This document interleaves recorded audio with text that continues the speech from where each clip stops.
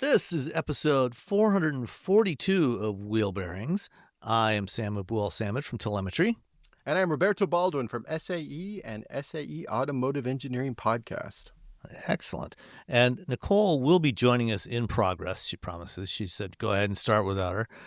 She's apparently tied up with a work issue. So, ooh, work, come on. Come on. It's 6:30.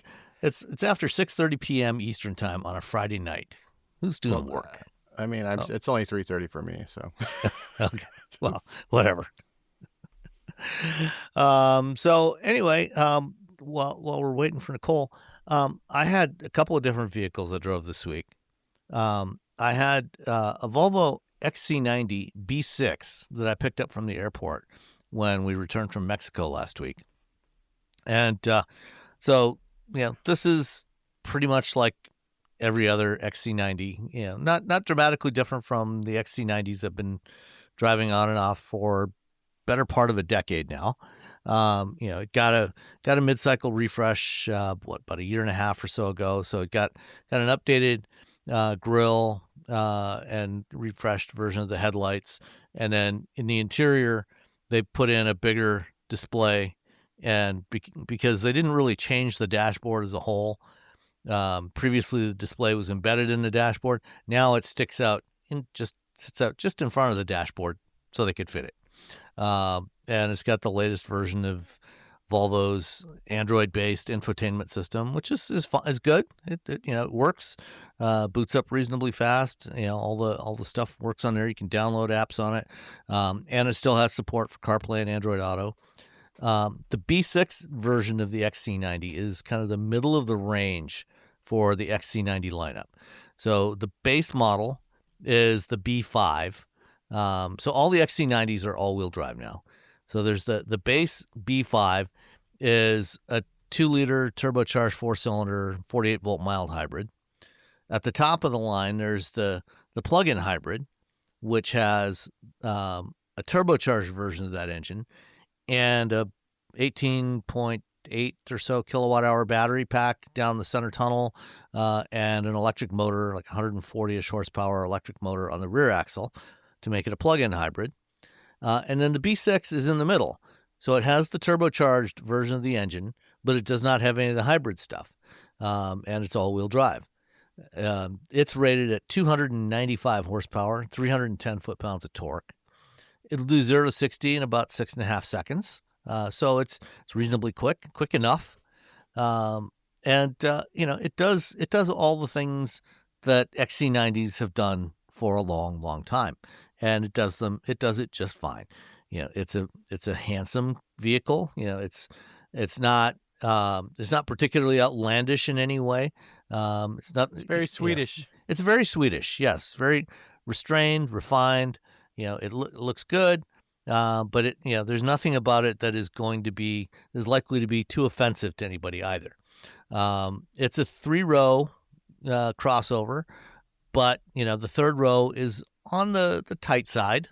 So you can put a couple of younger kids or a couple of Jill Simonellos back there. But probably not any Robbies in the back seat, in the third row seat. No. And then, there's some cargo space behind the third row. You can fit a few roller bags in the back there. Certainly put, a week's worth of groceries back there without having to fold down the third row seat. The B6 now also has the crystal shift knob that they previously was restricted to the plug-in hybrid. So it adds a little touch of style to the interior, something slightly different, that you won't find in, I think, pretty much any other car. It's a really pleasant place to be. The one I had the wool seats in there, which are very nice.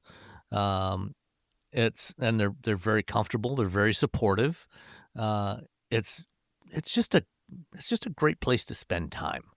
If you got a family to haul around and you want something premium that looks good, feels good, has decent ride quality, gets decent, not tremendous fuel economy, but decent fuel economy. It's rated at 23 miles per gallon combined. This is a really good choice. It's not cheap. They've gotten more expensive over the years. The B6 starts at $62,445. The one that I had, let me find the tab here with the Monroney. The one that I had was a loaded one, which was the Ultra.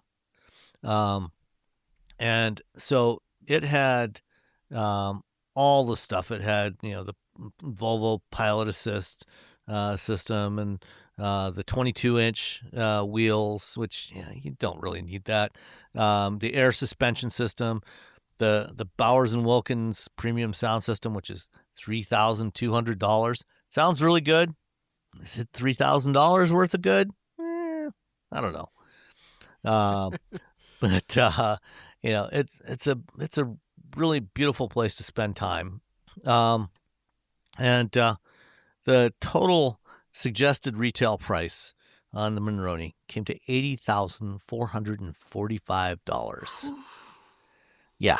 Cars are expensive. They are very expensive. I don't know if anyone's told our audience yet, but they're not cheap. Hey, everybody, if you haven't heard yet, new cars have gotten really, really expensive. It's kind of ridiculous. So you want to take a guess at the destination charge? Ooh, 18. No, it's only $12.95. Ooh, it's a bargain. That's a so, they just put it right in the sticker price. They don't try to hide it. It's like, here you go. So the other vehicle I had was the 2026 Kia K4 hatchback with a GT line turbo trim.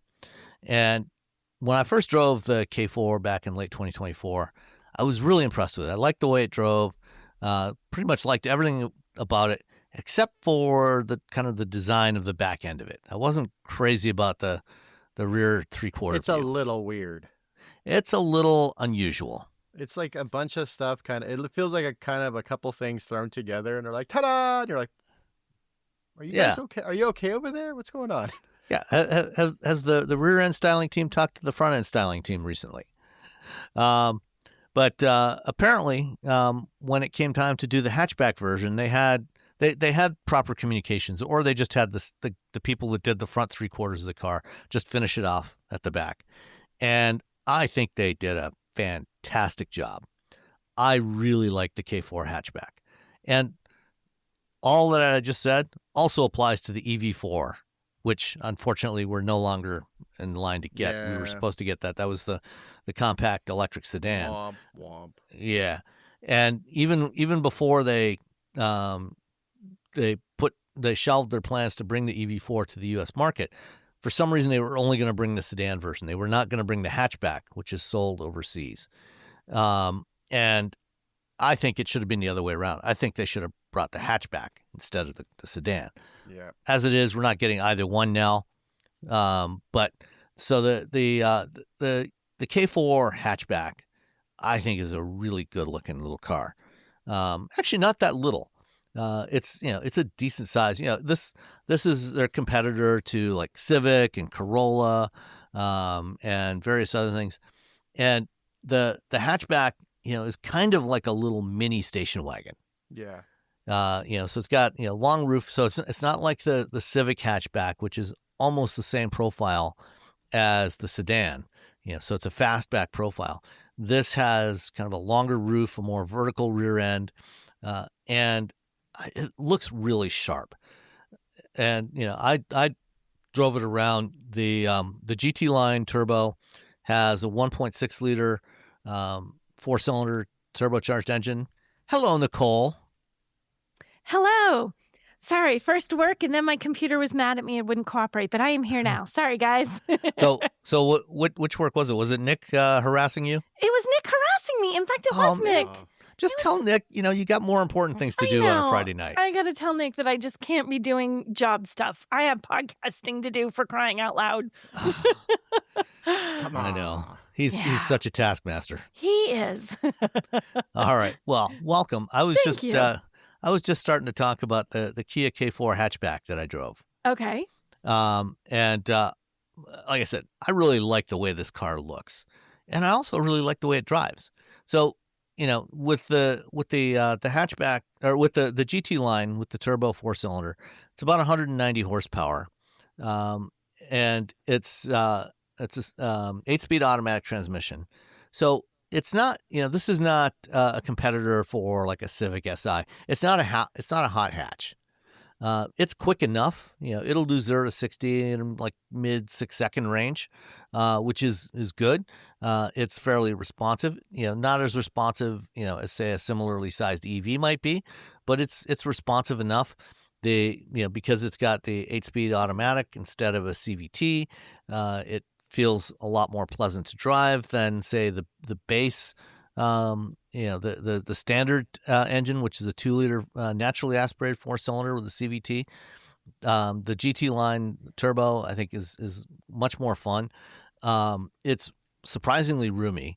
So I set the driver's seat for my position. I'm about 5'10", 5'11", and then climbed in the back seat. I had several inches of gap, from my knees to the back of the front seats.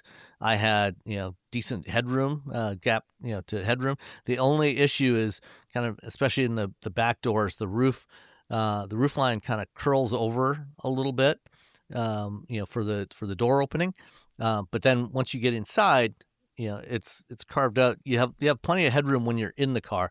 I just have to duck my head when I'm climbing into the back seat.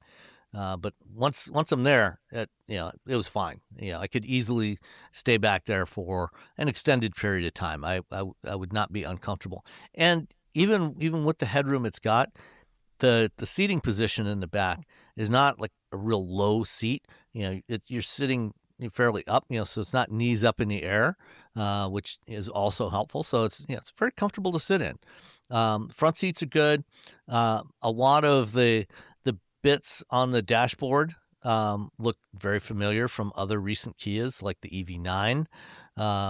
So you've got a mix of some mechanical switches on the dashboard for temperature and assorted other things, and then also the other some of the other volume knob and things like that. It doesn't have the multimodal panel that you have on a bunch of the recent Kias that switches between climate control and media control and navigation, which my wife is the one thing that my wife still finds a little annoying about our EV6, and they have that on a bunch of other Kias. The K4 does not have that, so that's definitely a benefit. As a general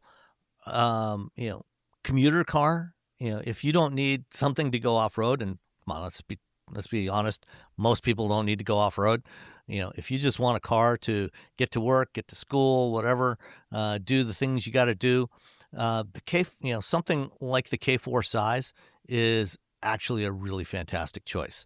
As I said, there's mechanical switches for temperature, fan speed. There's the volume roller in the middle of the dash there, just below the touchscreen, like they have on the EV9. Buttons for home to pick the home screen, map, search, media modes, things like that. And then there's a drive mode button, which is kind of unusually placed in the lower, like in the middle of the lower spoke on the steering wheel. And the steering wheel on this one is one of those, like we find on a lot of cars now, where it's sort of a slightly squared off wheel.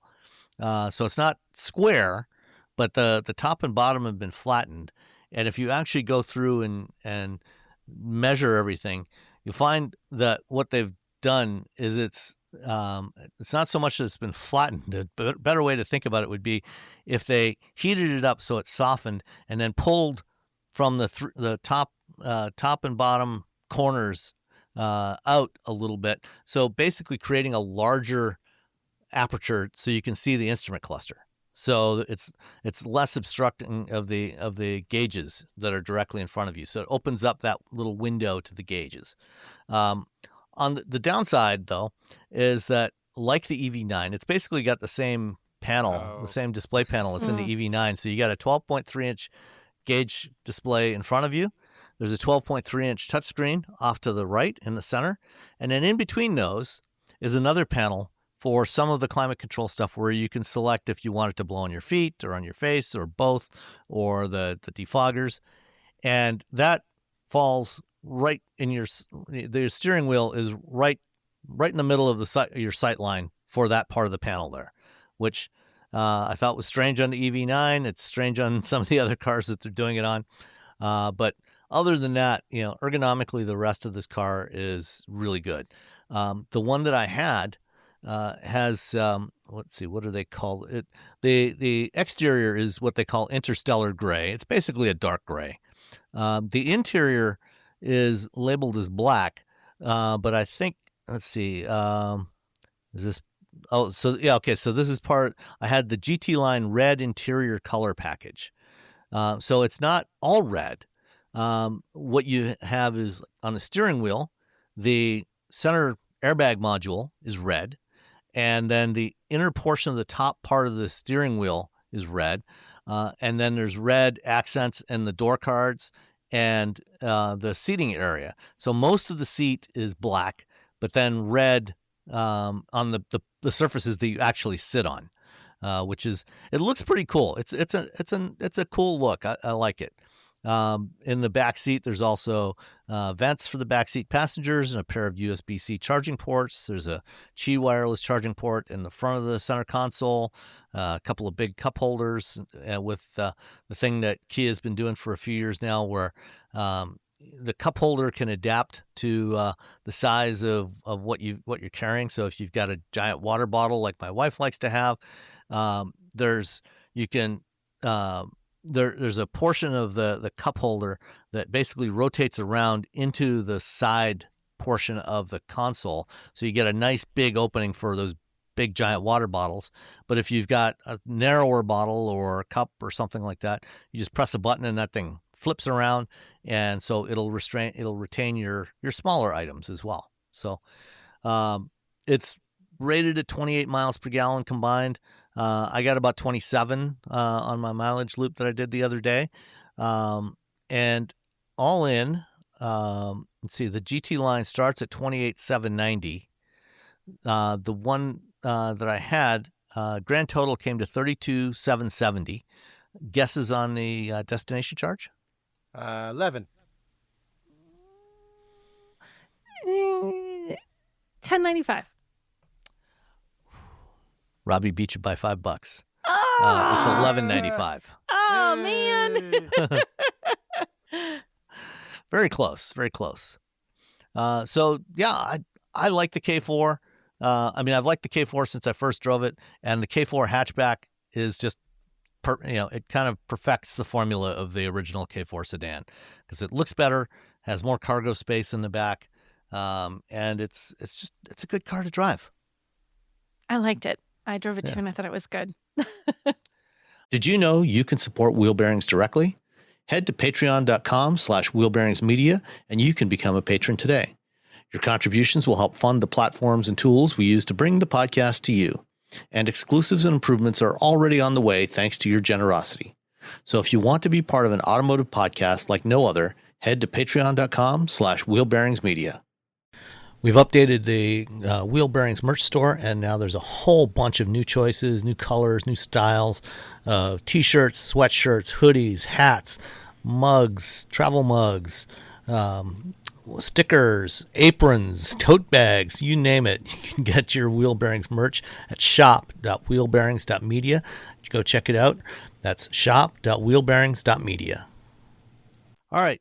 What have you been driving, Nicole? I have been driving, living the minivan life. I have the Oh. Toyota Sienna Platinum, which is the fanciest of the versions of the Sienna. It's a hybrid. It's only available as a hybrid. It's a 2.5-liter four-cylinder.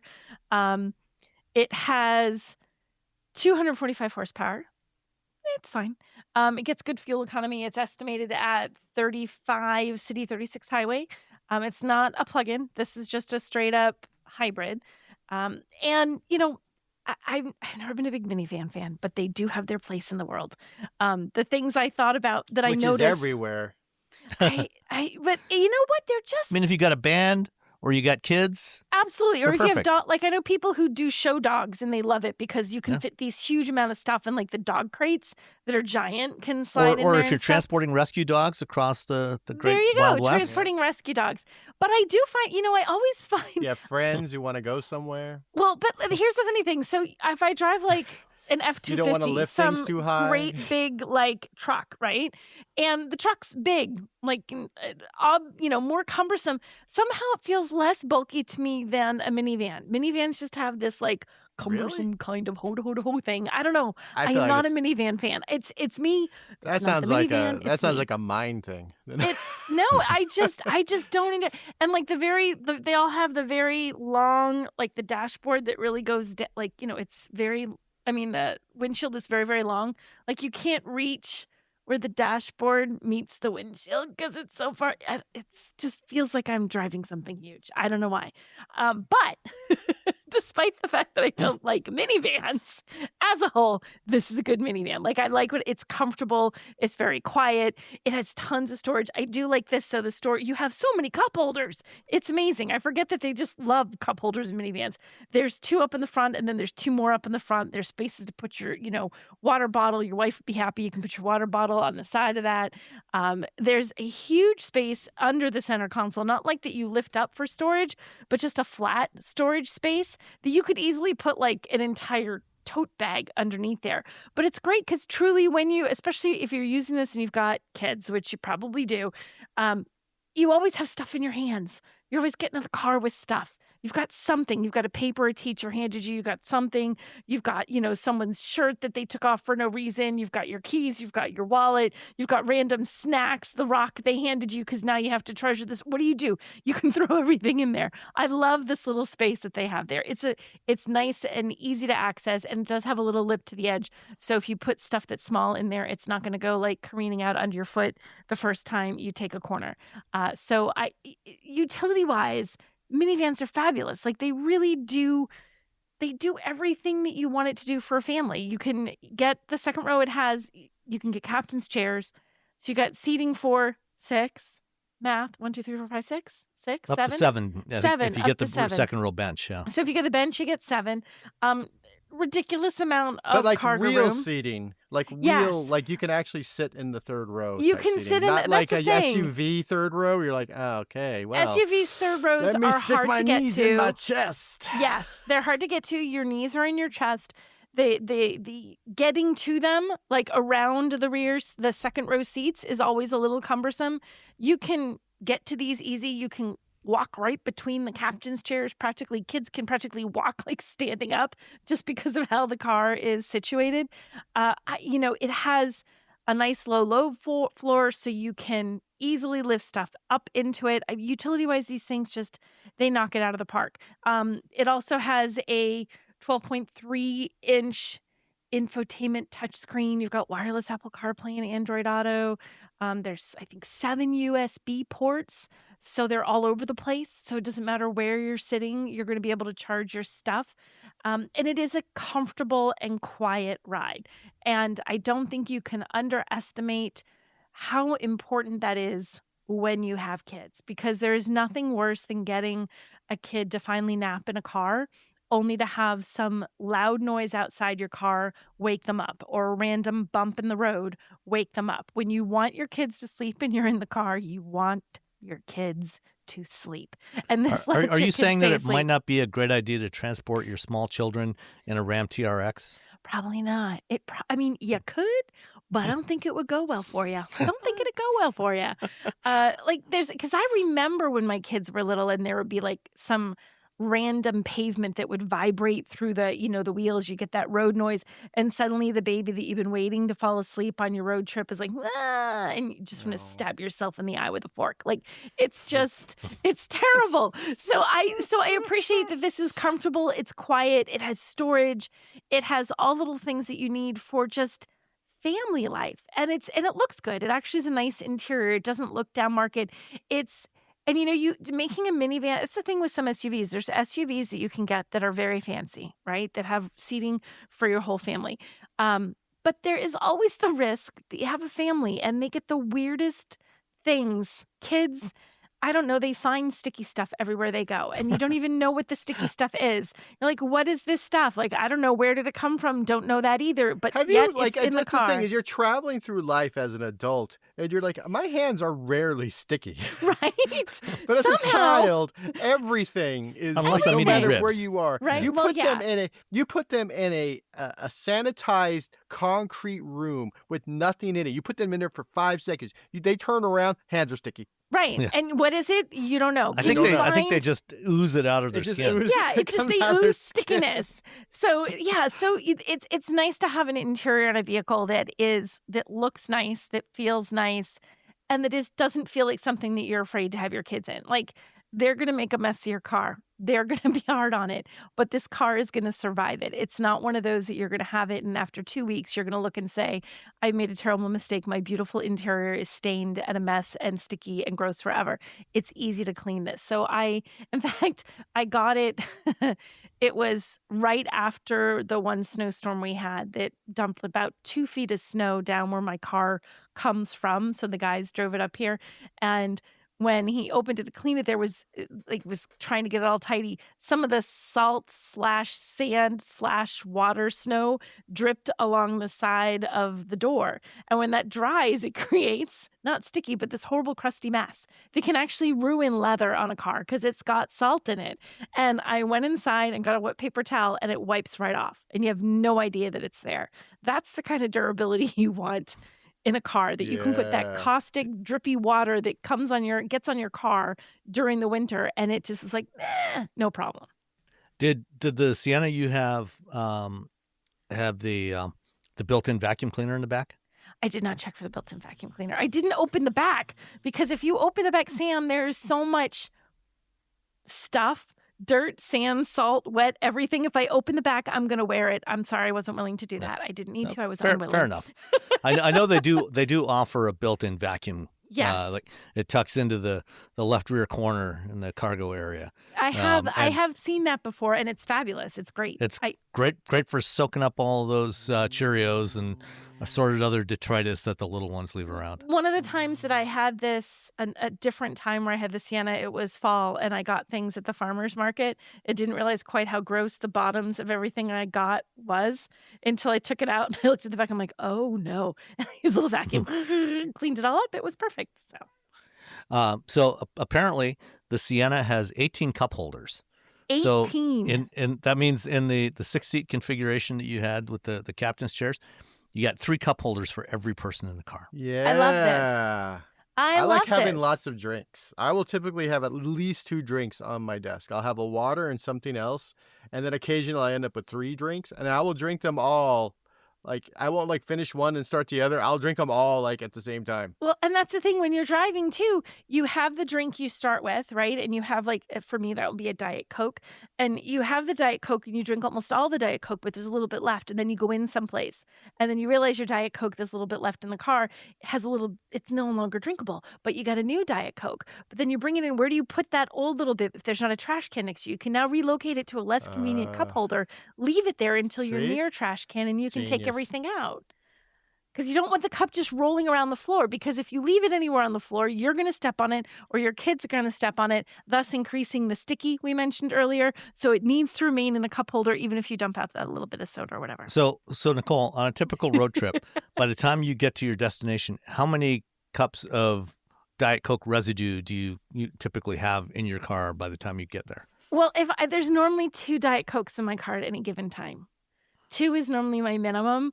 I normally have the one that I just got that is fresh and cold and frosty, preferably from McDonald's, because they have the best Diet Coke. Or second class Diet Coke will be a can. I like cans of Diet Coke. So there'll be a can shoved in the door. Yeah, it and the can't be a bottle. Oh, The plastic worst. bottle, that's the gross. plastic bottles are, you taste the plastic. First of all, you can taste the plastic, and also Mhm. single-use plastic is the worst thing on the planet. So now you you can know buy what? giant aluminum cans of Diet Coke. Those are the best. Like when you walk Yeah. into the gas station, you've just gassed up and you go in, you're like, I hope they have a God. Diet Coke. Not only do they And they'll have have, one the little in can, a but they have can, the it's the giant can. giant one.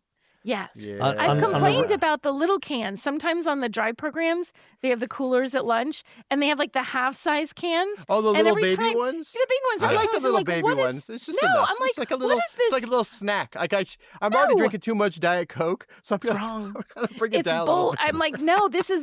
I can't say that word, can I, in the show? This is Sure you bull can. poo. This is bullshit. You don't get tiny little cans of Diet Coke. You give me a full-size Diet Coke. I want a full-size Diet Coke, or don't even bother.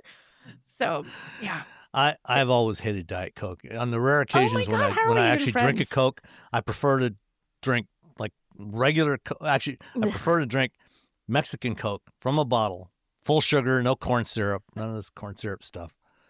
If I'm gonna go there, I might as well do it properly. But proper is the Diet Coke. The Diet Coke is the best of the Cokes. I love No, all of it. no. All whatever secret herbs and spices, chemicals that are in there that are going to kill me 5 I'm years gonna early. I'm I'm gonna okay get with cancer. it. I'm so excited. It's okay. I enjoyed every mouthful of that cancer-y Diet Coke. I loved saw it. a graphic online, and it called Diet Coke time to get another fridge cigarette. Fridge cigarette. Yes. It's a fridge cigarette. Yes. I am addicted to fridge cigarettes. I love them. Fridge I love cigarette, the Diet Coke. I will not give it up. Pass me- I will there we be. That's go. the one. That's going to be my vice forever. I don't care what they can't tell me I can't have, but I will die by my Diet Coke. There we go. Sorry, we were talking about the fair Sienna, enough. which can hold lots of Diet Cokes. Yeah. Copy Apparently, at least 18 At simultaneously. least 18. I should go get 18 Plus- cans plus of Diet one in Coke your and hand. take a picture. So 19. 19. You can have 'Cause you one in can your all- you hand can and have one 18 in in the your cup hand. holders. Mm-hmm. Yeah. Yeah, exactly. This is perfect. See? All these fridge cigarettes on Etsy are for women. I'm like, come on, guys. Dude, Poor there's women. one way down at the bottom. You're looking at Etsy stuff for Diet Coke. I have someone Pass who me a sends. I fridge have people cig. who send me we communicate solely in Diet Coke memes, like members of the automotive media and some of the PR people. Do you remember the ad in a couple years ago where the guy, the taxi driver from the Deadpool movies, he was in Yeah. a Diet Coke ad, and the Diet Coke ad was essentially like, "Hey, F you, I'm gonna have a Diet Coke." I do not It was remember very like that. he's walking down the street. He's like, "Hey, you want a Diet Coke? Just have a Diet Coke." It was very much like a reaction to somebody somewhere had 'Cause talked to people the judge Diet Coke you. marketing team, and they were like, people are giving people crap about Diet Coke. She's You like, better just you know tell them all what? to Tell them all to go to hell. Now I need a Diet Coke, dang it. I'm going to pause after this. You're going to see me disappear. I'm going to mute. I'm going to get a Diet Coke. I mean, I can attest. I have seen Nicole at drive programs, Always right after have one. breakfast, first thing before we go anywhere else, where's the Diet Coke? Got to get a Diet Coke before we go for a drive. And if they don't have a Diet Coke, I probably have dragged you. I know I've dragged other people to the nearest McDonald's on the Oh, yeah. drive route to go get one. Wow. I won't do that. I'll just like, well, I guess this is what I got to get. If they offer you Diet Pepsi at a restaurant, will you take it? I do, but I take it and it hurts my heart a little bit. Sometimes I'll just give up and be like, no, I don't want it. Just give me water. It has to be the right move because I don't like Diet Pepsi. Ugh. That's a perfectly reasonable thing to say. I can stand behind that. Okay. I am not a Pepsi person either. Ugh. All right. So how much did this thing cost? Oh, I don't shoot. know. I just 57,000 Wait, Diet Cokes. I just accidentally closed this stupid thing. Wait a minute. Let me open the stupid thing. Hold on a second. Let's see. Shoot. You know what? It's been I need the Diet Coke now, not 5 minutes ago. I can't tell you. It's a secret because my document won't open back up. It is. So the price on the Platinum, the MSRP is $57,810. So it's not cheap. Treat. It's if you really love your children. Or yourself, because the front You seats can are buy super one. comfy. There's one for 40. It starts at Yes. 40 and a half. You can, But yeah. if you so it's, really love your children, you get the Platinum. exactly. So you guys if you wanna- kind of love them, you're like, you know what? They're around. They're Yeah, just you'll these get the roommates LE. I I just have. got to get them from one place to another. Just gotta get Relative into safety. preschool, whatever. Not spend too much money on gas. I don't want to get carried away. I have so to yeah, take them to the random sport bands of the week. Sport, band, drama, practice, dance, club whatever. event. They got to go to their D&D like game, or they have to go to their football game, or they have to go to, I don't know, whatever. I don't have any children. I don't know what people do. Like, what are we taking you now? So you guys want to guess a destination? 13. 14. Sam gets it. $14.95. Oh. Mm-hmm. Well, You were so close. Like this close. it's pretty close. All right. That's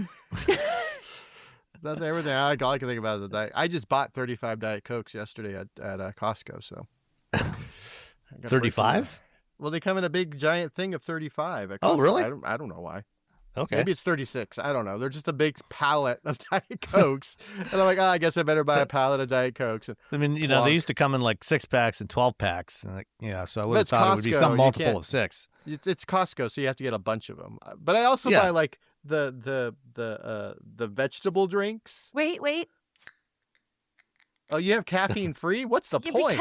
Because it's late here. It's later here. It's late, and I always drink. Yeah. So just I wait, had- hold on. The Coke machine in our practice space last night. I had band practice, and it works 20% of the time, and 75% of the time when it does work, it gives me multiples of what I've paid for. So I got 4 Diet Cokes last night during band practice for the price of Wow. 1. It was a See, Diet that's Coke miracle. That would be a reason to celebrate. Yeah. So I was all carrying them back to the practice space. I'm like, look, everybody. And everyone's like, what's wrong with you? I got all these free Diet Cokes. Sorry. We should call Coke, see if we can get to sponsor this. That's who should sponsor Diet Coke. Would I get unlimited? I would just do it for unlimited lifetime Diet Coke. It would be a bad deal for them because it costs more than whatever they'd pay us, I'm sure. Kidneys are all rotted, I don't care. wizened. All All right. right. There's some news, right? Yeah. So the other day, Honda put out a press release because the EPA put out their annual Automotive Trends Report. The EPA has been publishing this for decades, and to be honest, I'm kind of surprised that they're allowed to still continue publishing it under the current regime. But they still put it out, and it's got all kinds of interesting data in there, including the corporate average fuel economy numbers for every automaker. And so among full-line automakers that sell both combustion and electric vehicles, so overall, the company that had the highest average fuel economy was Tesla. But, of course, they only sell EVs. Right. And so their average was 117.1 miles per gallon equivalent. But among all the other car makers that sell both combustion and electric vehicles, Honda came out on top last year, or for model year 2024, which is the last full year of data. They're still waiting on preliminary data for 2025. They averaged 31 miles per gallon across all the vehicles they sold. Okay. Yeah, so that's pretty good. That's pretty impressive. So what's funny, they were number 1, but let's give props to number 2. Hyundai came in 29.8. They're very close. And Kia right behind them at 29.2, Toyota at 29.0, actually Toyota, Nissan, and BMW. Wow. All got 29.0 miles per gallon. You know who did not do so well? Who? Tell us. Do tell. Ford, GM, and Stellantis. Stellantis has been at the bottom of this list since like 2011. Mm-hmm. Well, they sell is Chargers. And it's like it's a big difference. It's not like, we went from 31 for Honda to just a little bit lower. Stellantis's number is 22.8. Yeah, so the overall average for the industry was 27.2. And then Mercedes-Benz was at 26.1. And then it drops down to Ford at 23.4, GM at 22.9, and Stellantis at 22.8. Okay, America. GM just barely. Stellantis must be like, oh, if we had only sold like something else. One more Daytona. One more something. Well, to be fair, know. Stellantis has improved from 21.2 to 22.8 because they sold a bunch of plug-in hybrids and So a few okay. BEVs. There Yeah. you go. So that that I mean, you boosted can't their plug them numbers. in, but you got them. Exactly. Technically. Hey, it's all based on the numbers that are on the Monroney. Correct. That's what counts. So as long as it gets through the certification testing without catching on fire, It's good to go. it counts. That's What a happens low bar, Sam. What happens once it's in customer hands? Who knows? Not their problem anymore. It's not the EPA's problem. I don't Yeah. know. So it's a little embarrassing. Yeah, I mean, granted, Ford, GM, and Stellantis, between them, they sell a lot of full-size trucks, a lot of full-size Yeah. SUVs, It's a lot of which nobody else does. ambigens vehicles. They sell a lot of gas-guzzling giant machines. Yeah. And nobody else in the industry sells those. But still, that's a pretty sad number. It's pretty, yeah. You're like 22 point. Just thinking, like, little wait, sad. what year is this? I know. When you look at Gosh. it, like, man. I mean, I guess they get props for it being better, but it is kind of scary spice there that the automakers in the U.S. are so low. Ooh. Yeah, and like I said, Stellantis has been. Let's see, Stellantis has been at the bottom of this list every year since 2015. Ooh. Oh, sorry, that's Um, me. So frustrated, I smacked the microphone. Sorry. And then even before that, they had multiple years, when they were at the bottom of the list. But so apparently Detroit doesn't really care about fuel economy. Womp womp. So let's move on. I'll have a link. There'll be a link in the show notes to get the trends report. You can download it.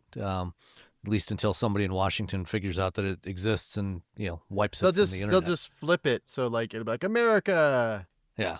We're using all the oil. I'm like, wait, what? No, it's a finite. That's not all. Okay. All right. Womp. So apparently Range Rover is planning to launch their first EV sometime in the coming months. And it will apparently be an electric version of the Velar, the next generation Velar. Oh. And Autocar, the British publication, has some spy photos of this. So the current Velar, is a fairly conventional, crossover-ish SUV kind of thing, and kind of wagon shaped. But it looks like this new electric Velar is ditching that and going for a fastback shape. Going electric SUV coupe. All right. Okay, that's different. Okay. Yeah, I mean, it's all right. it's all Yeah. right. No one's That's kind excited. of the thing that everybody's The doing, Velar though, right? is just like Yeah. when it comes to the Velar, everyone's like, oh yeah, that's there. That's a thing. That's a car. Oh yeah, they still make that. It's a product in our yeah. lineup. Yeah, we still have the Velar. I would say make a the Defender, but Mercedes didn't sell a lot of electric G-Wagons, even though it is, in fact, the best G-Wagon, and I got Mercedes to admit that it is. And it's fantastic, by the way, the electric G-Wagon. I had it for a week, and I got to write it up. But, yeah, I guess people, when you're rich, you're like, I want to be the... Well, I mean, what those cars are Instagram cars. Yeah. So you want the most Instagram video... whatever, but you can do the spins. You can spin in a G-Wagon. Anyway, sorry. Anyway, long as you're on level G-Wagon ground. tangent, yeah, that's if you're on fine. level ground, it's still like whee. Is it So helpful? I don't know. But it's fun. It is I mean, fun. If you got enough money to afford a G-Wagon, you want to I have a little asked fun with it. Roger Federer, the tennis player. the tennis guy. Yes, so I talked to him about his electric G-Wagon, and I asked him if he'd done a G-turn yet, and he said no, and I was like, oh, Roger. You got to take it out onto the center court at Wimbledon. Yeah, do just it go on for the it. grass. Come on, Roger, you can do it. I'm sure they won't mind. He's very nice, man. Very nice. Very kind. Anyway. So the current generation Velar is basically Range Rover's version of the Jaguar F-Pace. It's on the same platform as the F-Pace. Mm-hmm. So it'll be interesting to see if assuming the Jaguar ever actually launches another vehicle into production. If we see an electric version of a version of this electric Velar as a Jaguar in the next 10, 15 years. The I-Pace was a good car outside the weird, issues that they had with it. Like driving, Yeah. I was like, this is a good EV. Yeah. And they were so early to it too. I think they made a really big leap before most anyone else. The car was actually good. It was fun to drive. They took us to a track in Portugal to drive it on a wow. track. Then they took us off-roading in it, and we forded through water and up a hill. And, besides the usual Jaguar, electrical stuff that, they had, it was a good car. I mean, it's the car it that is Waymo British. uses. Yeah.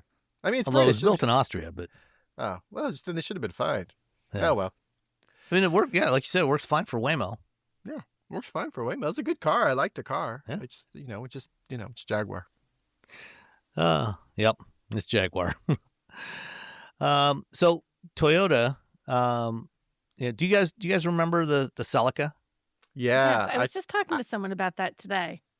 I said there was a Celica in the parking lot the other day, and I took a picture and sent it to some friends. It was really clean. Someone I sent still me have a it on my phone. picture of a 1977 Toyota Celica that was actually a Star Wars edition created by a company called Delphi Auto Design, and it was part of the Space Fantasy sweepstakes. A Star Wars edition Celica? Wow. Yes, it's a Star Wars. It was a 1977 Toyota Celica GT Star Wars edition, and it was for 20th Century Fox's Space Fantasy sweepstakes to promote A New Hope, a custom hand-painted airbrushed graphic on the hood. It actually is incredibly cool. This is the Celica I want. I wonder who won it and whatever happened to it, because it's really cool. You can Google it and see it. It's really cool. I'll have to look that up. I want that one. Star Wars. I'm not even going to edition. send you guys the Celica that I saw after this. Star After that Wars story, I'm Celica. like, oh. Oh wow, this is cool. Yeah, right? It's got Chewbacca on the hood. Yeah. It has the like picture from the Oh no, wait. That's not real. The one on the car and driver thing you're looking at, that's not it. Look for the one that has Darth Vader R2 and C3PO standing by the real car. Oh, here we go. And it's like the cover of A New Hope, the poster. Yeah, it was okay. it was the movie poster. The movie poster. And then it looks like there's so some it's got stuff Luke along the standing in the sides. middle with his lightsaber up with his over his head. lightsaber. In case, I'm actually mimicking Luke. This is what this was, in case you guys are wondering. This was the poster with Darth. I was holding my hand like there's a lightsaber. They're probably He's both holding a looking at me like, lightsaber. And then what there's is a big- Nicole doing? Yeah. So, Wow. yeah. And there's a photo here of Darth Vader, C3PO, and C3PO looking under the hood, and R2D2 with this Star Wars edition Celica. Right? It's like, And it looks like there's that, like where you'd have like racing stripes. It almost looks like, and it's hard to see because there's exactly one photo of this, that there is a stripe along the side that has, it looks like X-Wings and TIE fighters duking it out like they're fighting along the side of the car. very cool. I want this Well, one. anyway, Sorry, Robbie. Yeah, go ahead. there's been speculation recently that Toyota is bringing back the Celica. It's been the name plate has been out of production for like since the late 90s, I think, was when they discontinued the last one, maybe early 2000s. And so they're supposedly bringing it back. And yesterday, as we record this, Toyota on some apparent social media site that I've never heard of called X, they posted a couple of photos and also some video clips of their next generation World Rally Championship car undergoing testing. It's wrapped in camo, and apparently there's speculation that this is the new Celica. That would be kind of cool if they bring it back. But do you think it's just a rally car? Just a rally car? Well, I mean, there's got to, in order to run it in World Rally Championship, there has to be a production There car. has to be a car, right? It's got to be based on a real product. Is this one that's wrapped in camo? Am I looking at the right picture? It's like red and black and white. Yeah. Yeah. The overhead views. So kind of a fastback coupe. When I first saw it, I thought, it looks kind of like a CHR, but with big bulging fenders. But then when you look at it, the proportions are a little different from a CHR. There's a massive wing on the back. Yeah. So that should be. We may see that in the next 12 months or so. Because I think 2027 season, is when these next generation cars, new set of regulations for World Rally Championship go into effect. So this car will be running next year. So probably by the end of the year, we should see the production car that this is based on.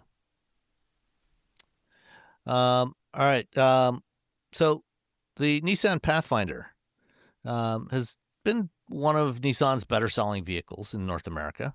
It's got, it's kind of changed a lot over its history. It started off as a body on frame SUV based on the pickup truck, the compact pickup truck. Eventually evolved into a unibody crossover. And now there's reports that for model year 2029, so like possibly as early as 2028, the Pathfinder will be split into two separate vehicles with the same name, that both called Pathfinder. One will be an updated version of the current generation Pathfinder. The other will become a 3-row body-on-frame SUV based on the new Xterra that's coming. Cool. What do you think about that? I mean, the Pathfinder, when it came out, it was, everyone was like, oh my God, like off-roading. It was like this rugged machine that everyone wanted. And then it just sort of morphed into like, essentially, I mean, SUVs are mostly minivans, to be honest, especially big ones. They're just minivans. They're less practical minivans. Yeah. Less practical, yes. Yeah. And so, and then the Xterra took the place of the Pathfinder, and then it went away because Nissan, that had like $4. So you're like, well, we can't have two. It must pick. So yeah, it'll be interesting to this idea of splitting up the Pathfinder to sell the more calm one, to sell the one to like the regular folks, and then the off-roady Pathfinder to the folks who will also drive it to the exact same place as the squishy version. It's the squishy version. But they'll upfit it like there's no tomorrow. We're gonna put a snorkel on this. They're like, all right. So apparently, it wouldn't be the first time that they've had two distinctly different Pathfinders, because when the original Armada was introduced back in the mid-2000s based on the first generation Titan, it was originally, like for the first model year or two, it was actually called the Pathfinder Armada. And then they dropped Pathfinder from the name and just called it Armada from that point forward. But this will be a little different, because that was a substantially bigger vehicle than the regular Pathfinder.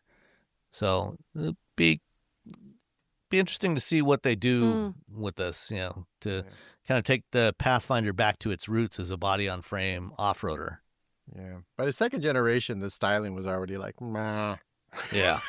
The first gen was like, oh, this is rad. Yeah, the first gen Pathfinder was cool looking. And it was like, and that was like when they were like, it was based on like the hard body trucks. And there's a documentary called Hands on Hard Body. Everyone go watch it. But that was based on before they changed the name from Datsun to Nissan in the US, the truck was called the Nissan. So it was very weird, because I remember the little theme song and everything, but it was the Nissan truck sold by Datsun. And you're like, that was their way of sort of easing people into the Nissan name. So yeah. Anyway, little Nissan trivia. Maybe they could change the name back to Datsun. That'd be fun. Yeah. Call it the Nissan Datsun. The Nissan Datsun. The Nissan Datsun. The Datsun truck by Nissan. The Datsun truck. Yeah. All right, let's move on. So the week after Toyota had their drive program for the BZ Woodland and the CHR in Ojai, California, Subaru had their own drive program a little bit further south of there, with two basically identical cars with different names and different headlights, called the Uncharted and the Trail Seeker. And so those reviews are out. And basically, they're exactly the same as the Toyotas.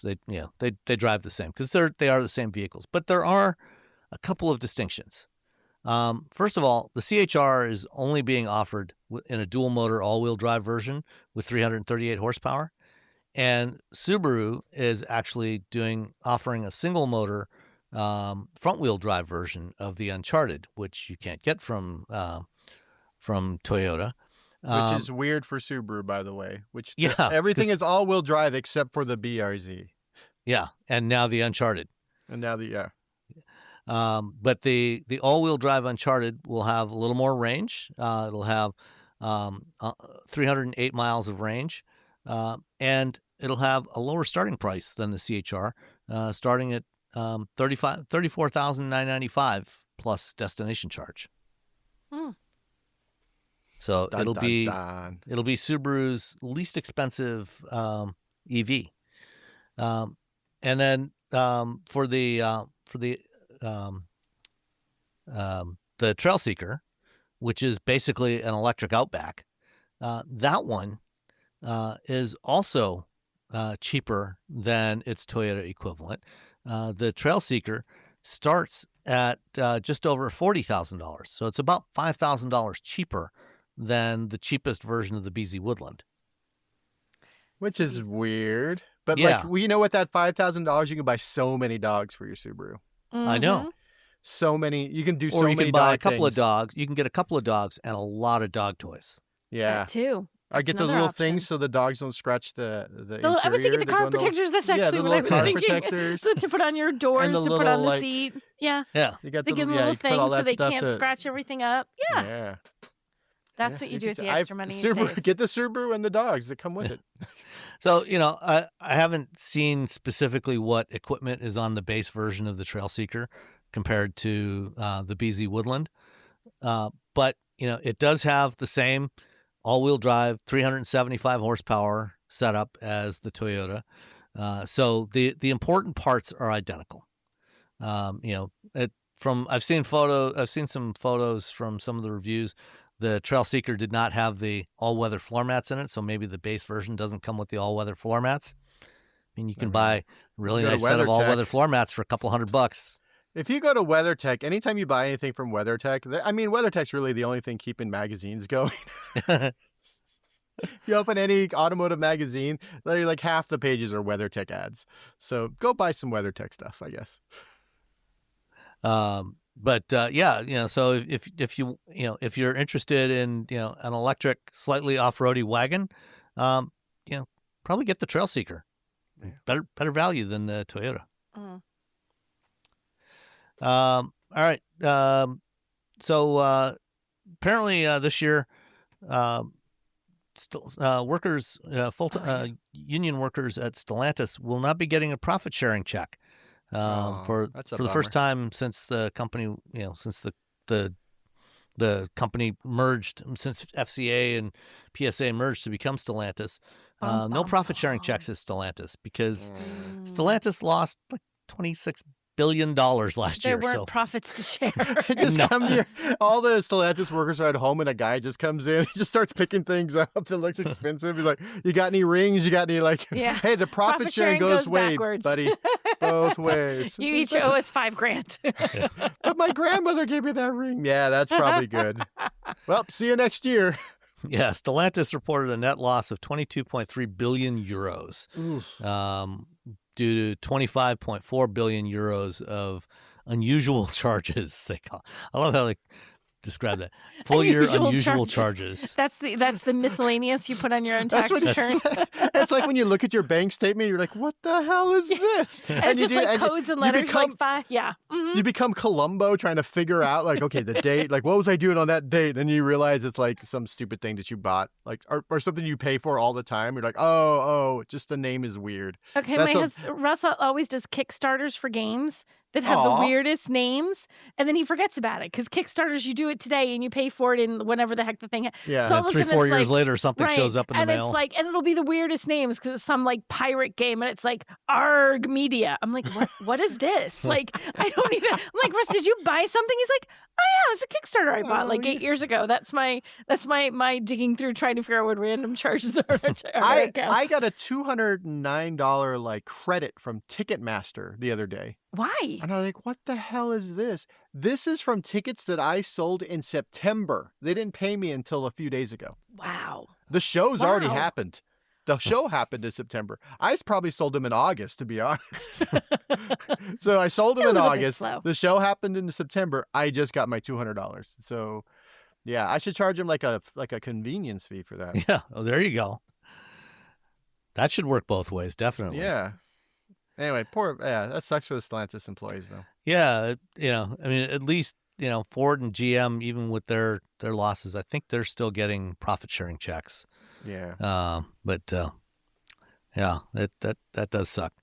So, speaking of paying weird fees, a woman in Florida, it figures this would happen in Florida, has been getting fees from her local town for parking cars in her driveway.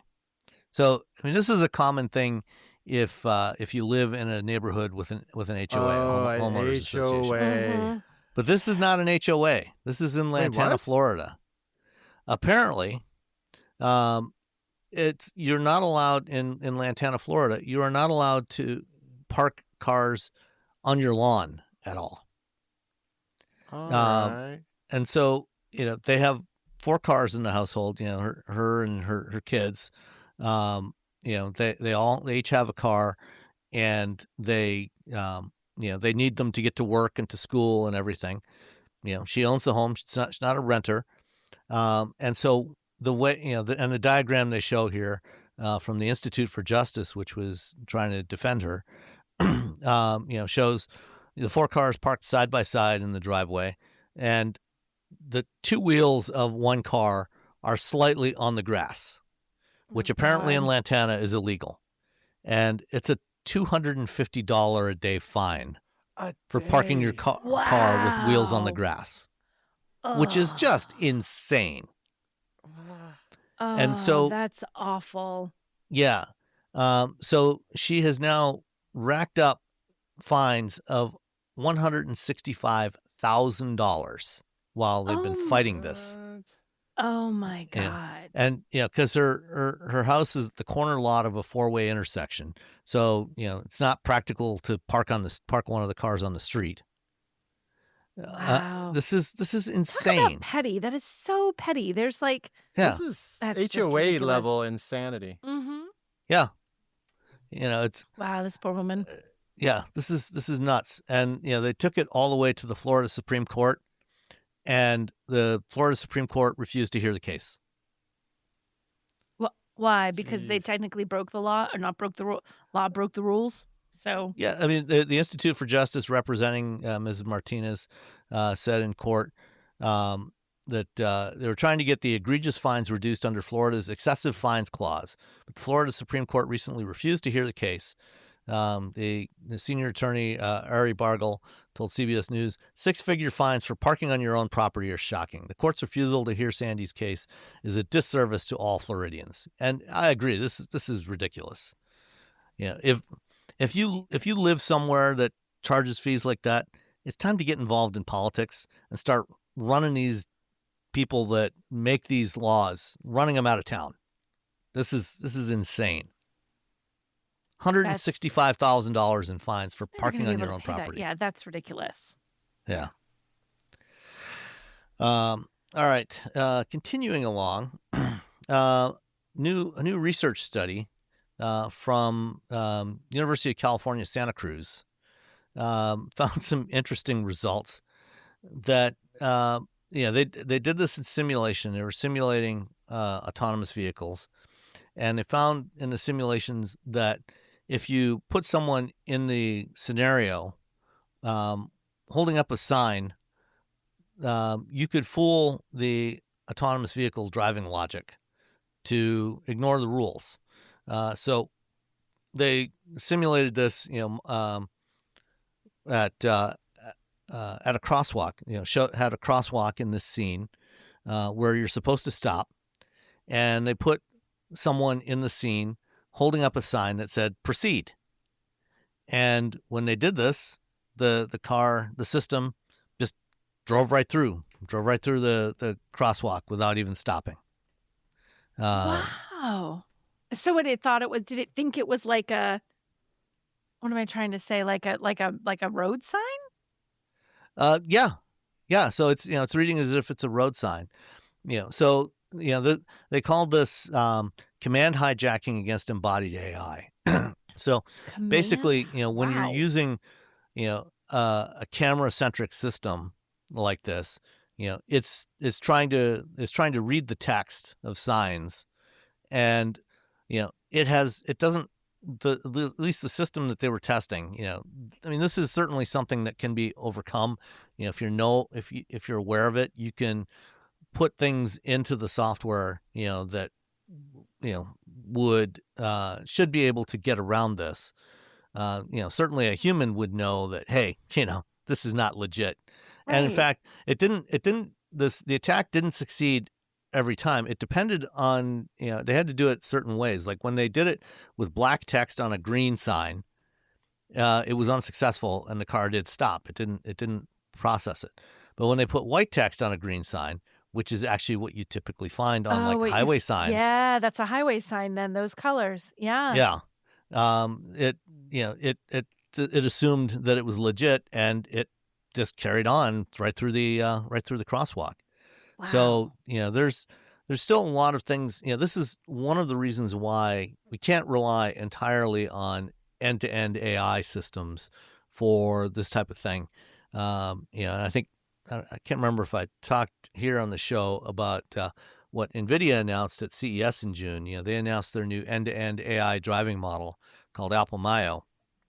But what they do in their system is, they have an end-to-end AI model, but they also have what they call a safety and policy evaluator that basically has rules in it.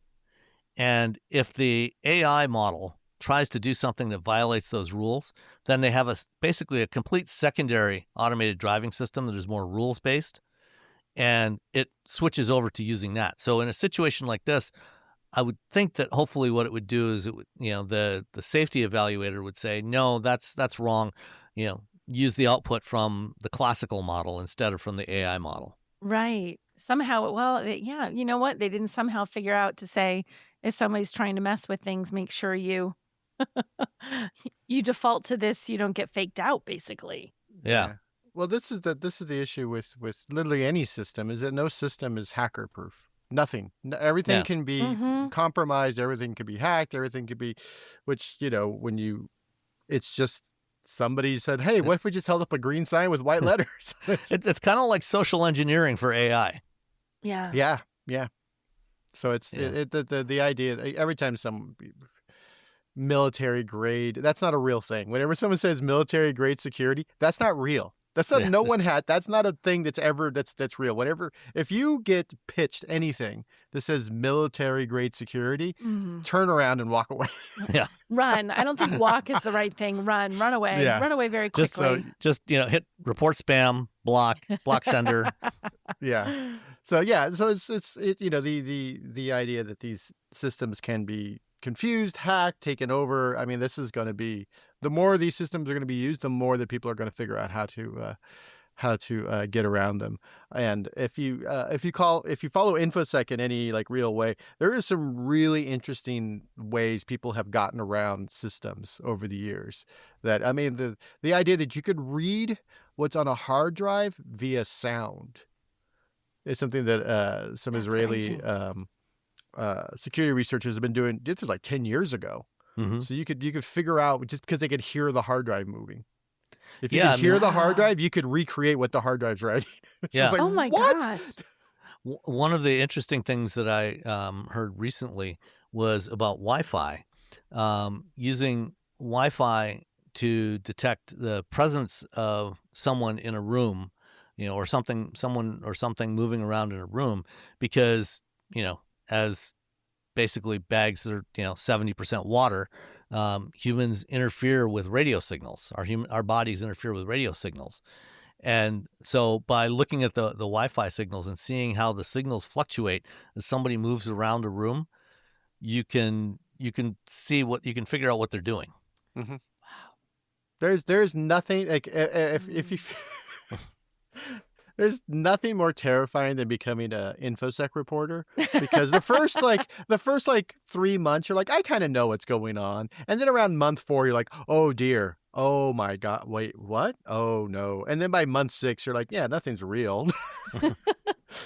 These people can do anything, and you meet these people, and they're just 99% of them, security researchers, hackers, whatever. They're just really nice people who just think in a different way from how the average person thinks, and the way it's great because it kind of teaches you to start thinking in that way. So it's a wonderful experience, but it's also one of those things where at the end of the day we're like, oh yeah, nothing's secure, like nothing I do, yeah.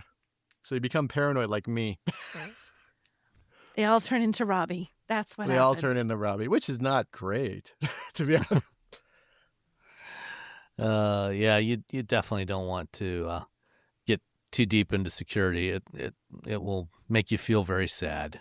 It can paralyze you if you're not careful. When I was a security reporter, people, I don't know why. I think there's some sort of like, hey, I hacked this journalist who's a security journalist, and so people would try to hack me. They try to break into my accounts. Like I had people at like DEF CON, which is the big hacker conference every year, try to trick me into things, and I'm like, come on, man. And one of them was he was a reporter, like air quotes, at like one of at a site, and he was trying to trick me, and I'm like, dude, come on. I know better. He's like, all right. He's like, no, they're doing this. I'm like, no, they're not, man. I'm like, you're trying to trick me. Come on. All right, let's carry on. So a recent rumor I've been seeing this past week is that Ford wants to build a Lincoln SUV based on the Bronco. Because, they want to have their own G-Wagon, a Lincoln G-Wagon.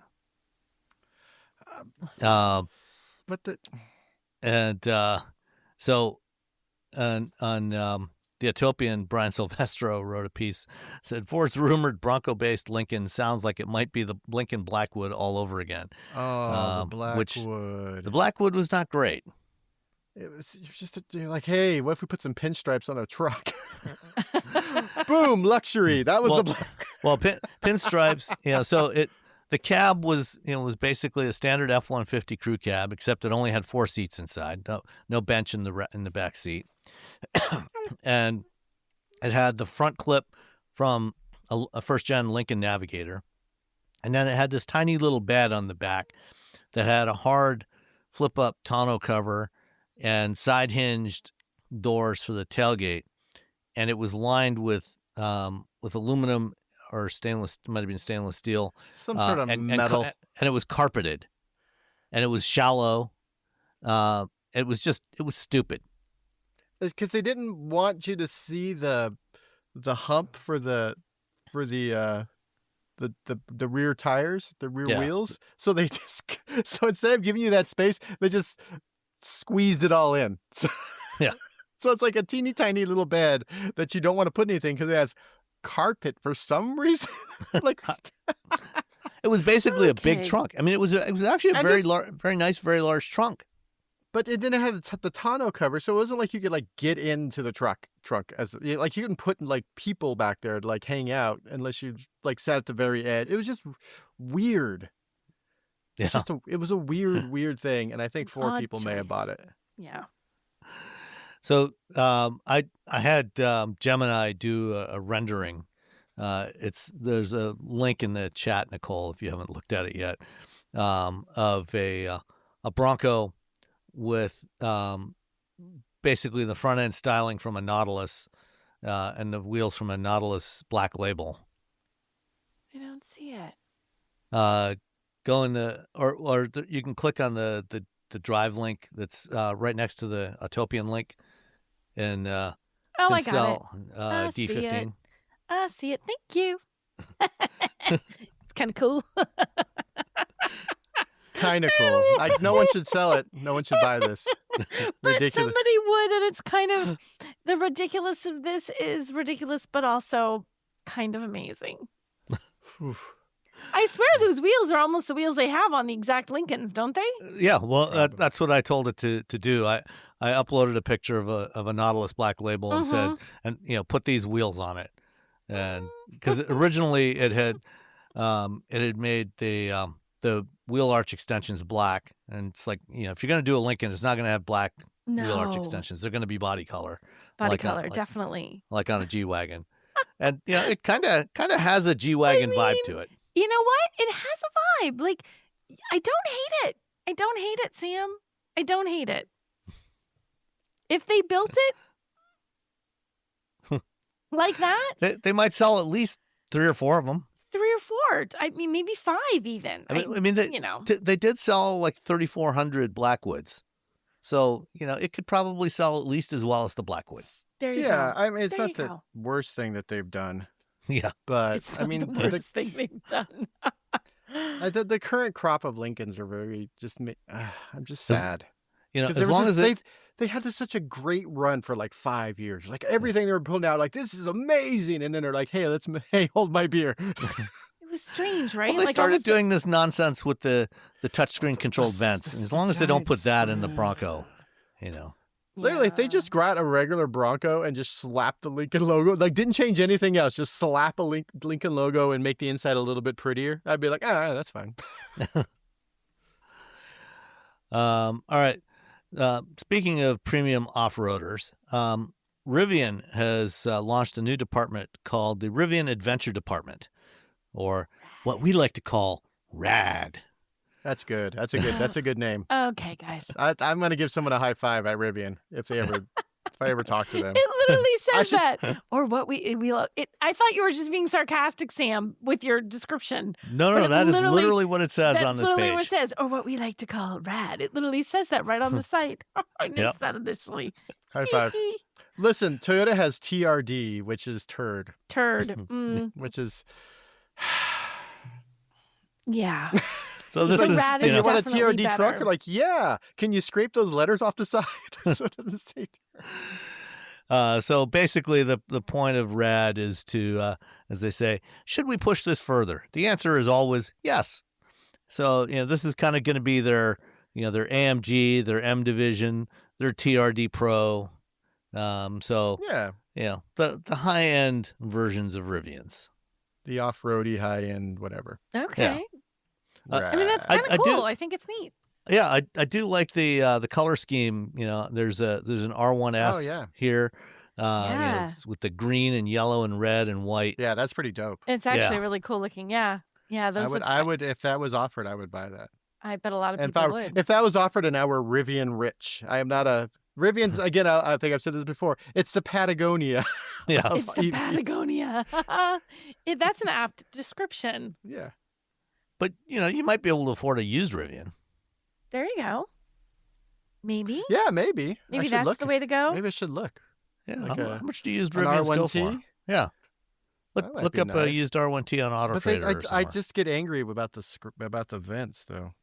That's true. Yeah, Carvana has a used R1T from $35,990. They have 44 they're in the same stock. one. Yeah, 35. That's pretty good. Yeah. There we go. I wish they'd had. I wonder if I could just put a stick in the. I mean, that shouldn't be too hard. I could 3D print new vents and just unplug the stupid thing and just put a little thing in. Yeah. You can figure out a way to make it work. I'm hacking the Rivians so that they have vents because for the love of no, I didn't know. Yeah, do it. Let's see you do it. Let's see you I hack like the Rivians to Rivians. make their vents work the way you want them to work. I know that should be my next career thing where I just buy cars and hack them to make them less Less annoying. You're like, you know what? I'm going to take this door and I'm going to hack in and I'm going to put a regular door handle on it. That's my job. I'll sell kits to people. I'm like, here you go. Now your Rivian you have to wait for a door to pop out. You just open it like a regular car. Like a regular old car. It's just I don't understand why we're trying to fix things that aren't broken. Just to Settle make your down. life challenging. Yeah. They just want to annoy us. I mean, they know we're out here, that we hate stuff like that, and they just want us to be annoyed. It's But just it like works. every time they update like any like I complain a lot about Adobe products, and I use a lot of Adobe products because they never fix anything. They just add new features that no one wants, and I'm just like, could you please just fix this one error? And the latest Photoshop breaks save for web, something that's worked for decades, and they're like, oh, it just doesn't work now. And so the other way to save doesn't have nearly as many options for fine tuning your images for the web, and I'm just like, what are you doing? Your only job is to like make images and then save the images for either print or web. That's And, all you you know, need to do. 99 probably 99.9% of the images generated in Photoshop are going on the web. They're not going to Exactly. print. So, Exactly. Yeah. I don't know what I don't know. But anyway, that's car makers are doing that too. They're like, what are you doing? We just want a door handle. yeah. Just for a wanna door grab handle, just want a things. knob. I Don't don't need wanna it to have- pop out. I don't need a sliding magic opening like, charger port. Gas Sliding ports magic. don't do that. I just Yeah. click it or I pull it open. Just do that with the EV port. I don't need more complications. Don't add more motors when you don't need to. Exactly. Don't make things that could break. Yeah. So it's clever for the sake of clever. What's the thing, Kiss? Keep it simple, stupid. Keep Yep. it simple, stupid. That's how me Johnny Appleseed going from car maker to car maker. Hey, everybody, how about like what we're going to think? But no, no one Stop wants right that. there. I know you're all excited about it. I know like some tech bro is really excited about it, but the rest of us don't want that. All right. Sorry.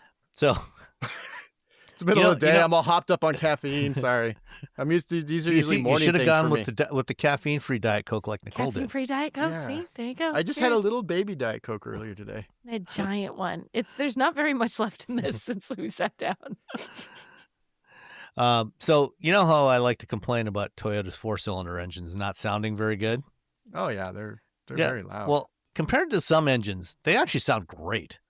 Have either of you two ever driven anything with GM's old quad 4-cylinder engine that I launched don't in the late think I 1980s? have. No, I think maybe, I did. So- probably not.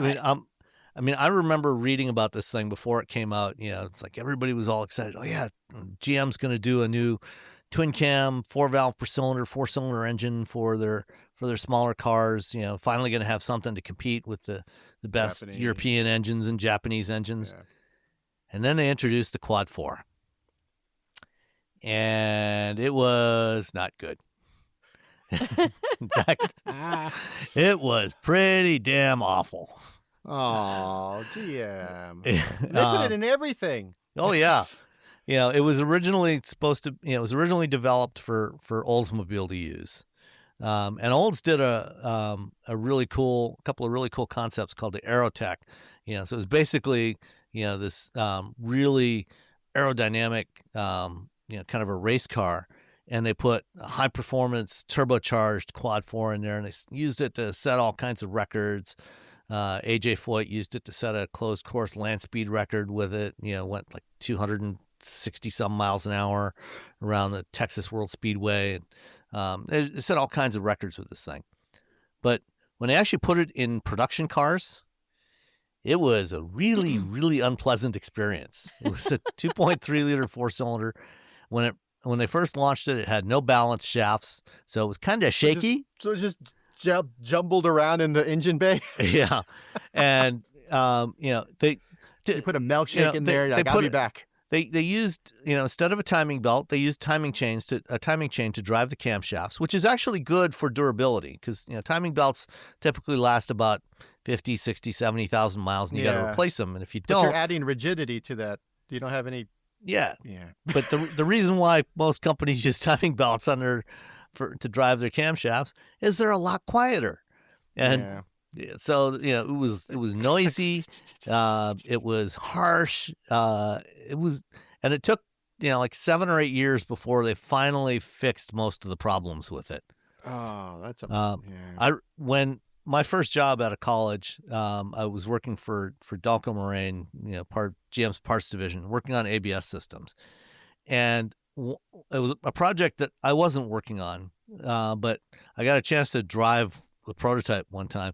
Do you remember the Dustbuster minivans, the Pontiac Transport? Oh, yeah. And they were they were going to sell a version of the Pontiac Transport in Europe as an Opel. But in North America, they only sold those minivans with a 2.8 liter V6 and an automatic transmission. And for Europe, they wanted a 4-cylinder engine and a manual transmission. Mhm. So they put the Quad 4 into this minivan, and it had a 5-speed manual. And I got a chance to drive it at the Mesa Proving Grounds one time. And, oh boy, that was something. That was That's something you want to repeat? You don't want to do it like that again? No? No, thank you. No, thank you. So anyway, the Utopian's got a good article about the let's see, what's the title of it here? 3 decades ago, Pontiac managed to offer more noise, vibration, and harshness per liter than any other sports sedan. And it's about Isn't that something you hope that your company can claim someday? Yeah. So there's a bit of history of the X cars and how that evolved into what eventually became the Pontiac Grand Am, and the development of the Quad 4. So it's a fun story to read if you're interested in some of this historical stuff. Yeah. By the time the Quad 4 was put in the engine, like every young person did not want a Pontiac. Like they had a Fiero, and that's it. That's the only thing that Pontiac made that anyone cared about. And they never did put the Quad 4 in the Fiero. I know they didn't, which is what they should have done. Well, it kept catching fire. Yeah, well, there's that. Yeah. Details. All right, we got a question this week. Came in from Tom B from Patreon. So Tom asks, says, I listened to Nicole's interview of Mazda in-vehicle technology project manager Matthew Valbuena. Is there any talk in the industry about being able to upgrade the infotainment computer? As Matthew said, the average age of a vehicle is 12 years, and average consumers keep their smartphone for less than 3 years. Wouldn't it make sense to upgrade the infotainment computer after 5 to 10 years that would have faster processors and support new cellular, Wi-Fi, and Bluetooth standards? What about security upgrades? Since new cars can get updates on their infotainment system over the air, will the manufacturers keep sending out security updates for 15 or more years? I know I wouldn't want a 10-year-old phone or tablet running my car infotainment system. Matthew didn't say anything about that, did he? No, that he didn't talk about. Yeah. He didn't say anything. I mean, what do you think realistically, Sam? Slim to none. Yeah. I mean, one of the few instances where this has happened was with Tesla on the early Model S's and some of the Model X's. They did upgrade. They did offer an upgrade for the multimedia computer unit, the infotainment computer. But that's more because they were failing than because they actually wanted to upgrade it. And they didn't want to keep putting in the old parts.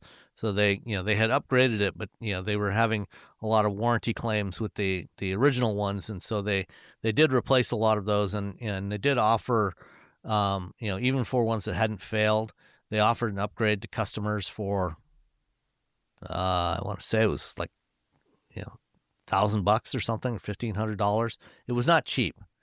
I think that the chances of this happening are very slim, and they're likely to get slimmer as we move to vehicles with centralized compute architectures. Right now, most cars, they have a separate box that drives the infotainment system. They got a box that drives the powertrain, and another one drives other body controls and your driver assistance systems. And so it's one thing to replace just that. But, they're moving to system architectures where everything is going to be in one box.